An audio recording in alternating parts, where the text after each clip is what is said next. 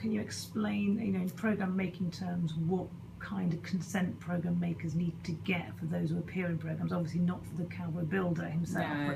but generally what levels of consent people have to get, programme makers have to get. I mean, informed consent is really, really key, and if you don't have informed consent, you basically don't have your contribution to the programme.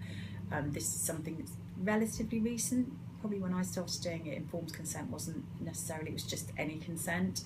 But now, due to some cases over the last sort of 10 years, Ofcom and broadcasters are very, very keen to ensure that all contributors are given fully informed consent, which means that they know what the programme is, what it's likely to be called, what their involvement is going to be before the camera starts rolling.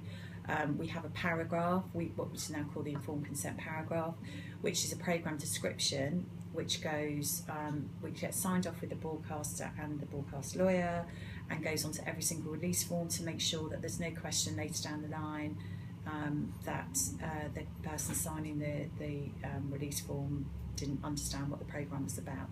That we have to have this programme description.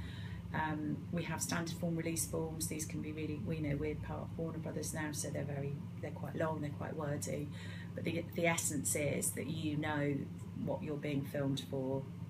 You're happy for us to use that film in the programme, edit it, and maybe not use it. There are certain circumstances we might make an interview and not use it.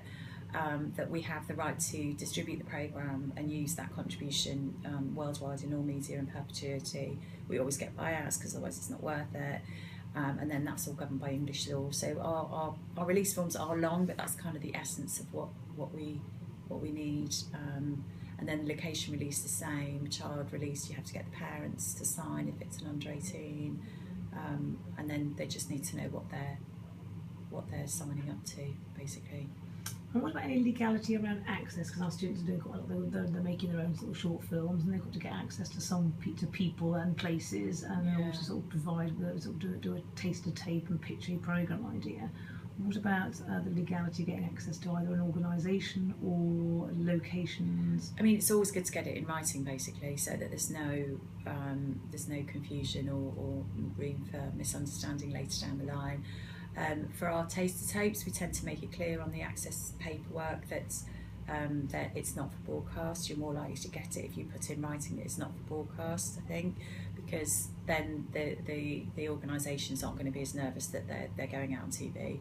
The downside of that is if you ever did get that then on air, you'd need to go back and get a reconsent for it to be broadcast. But it's just basically being honest and getting it all out in writing, which is what you want it for, what's it for, and what you want to do with it, basically. And if it changes, you need to go back. Yeah, that's really important. And can we talk a bit about